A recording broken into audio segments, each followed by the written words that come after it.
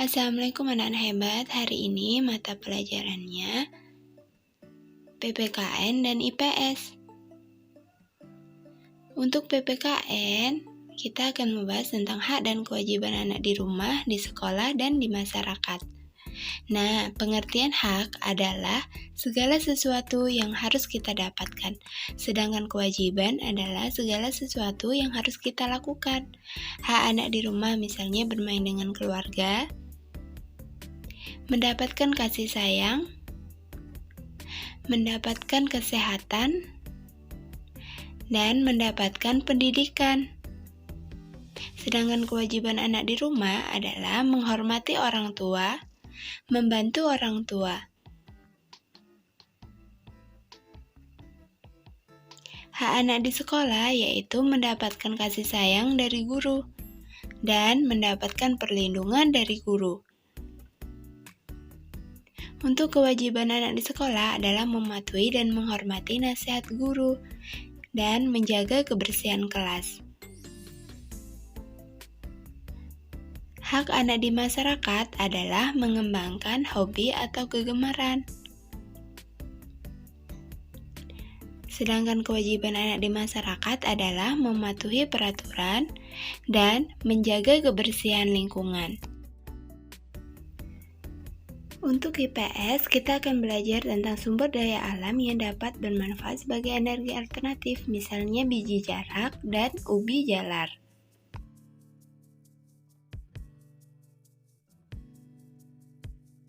Baik anak-anak, sekarang kita akan membahas tentang sumber daya alam yang dapat digunakan sebagai sumber energi alternatif.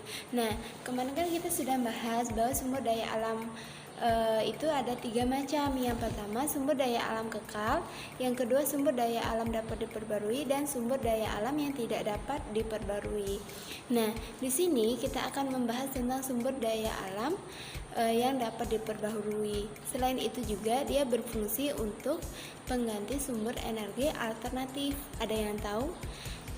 Iya, betul. Tumbuhan itu bisa digunakan sebagai sumber energi alternatif sesuai dengan penjelasan yang kemarin ya. Nah, tapi tidak semua tumbuhan bisa digunakan sebagai sumber energi alternatif. Hanya beberapa tumbuhan. Nah, pada pertemuan ini kita akan membahas 2 tumbuhan yang dapat digunakan sebagai sumber energi alternatif. Yang pertama akan kita bahas adalah minyak biji jarak sebagai biodiesel. Sebelumnya, coba buka halaman 102. Nah, biodiesel adalah salah satu energi alternatif yang mulai diteliti sebagai pengganti bahan bakar fosil. Nah, biodiesel juga dia memiliki emisi atau pengeluaran zat-zat yang tidak bergunanya itu lebih sedikit dibandingkan dengan bahan bakar fosil. Nah, kenapa sih biji jarak itu digunakan sebagai biodiesel? Ada beberapa keunggulan. Yang pertama adalah biji jarak mudah dibudidayakan, maksudnya biji jarak ini mudah ditanam. Ketika dia mati, kita mudah menanamnya sehingga pasokan itu lebih dari cukup atau tidak akan pernah kehabisan. Yang kedua, pengolahannya itu cukup sederhana, tidak begitu rumit. Yang ketiga, alat-alat yang digunakan untuk membuat minyak biji jarak itu sangat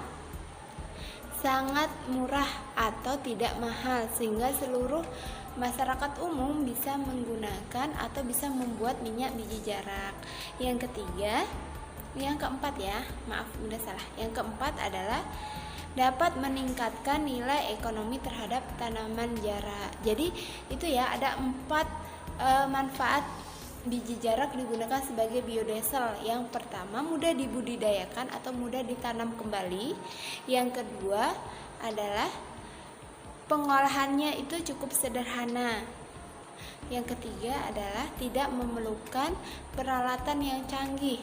Yang keempat adalah dapat meningkatkan nilai ekonomi dari tanaman jarak itu sendiri. Baik anak-anak, tanaman yang kedua akan kita bahas adalah ubi jalar. Ubi jalar merupakan tanaman budidaya yang sudah lama sekali dibudidayakan oleh bangsa Indonesia. Oleh sebab itu, bangsa Indonesia merupakan penghasil ubi jalar terbesar di Indonesia. Nah, selain digunakan untuk bahan makanan, ubi jalar juga sangat baik untuk kesehatan. Salah satunya ada ubi jalar yang berwarna ungu dan merah, itu mengandung karoten dan vitamin A yang dapat digunakan untuk pencegah kanker paru-paru dan kanker mulut.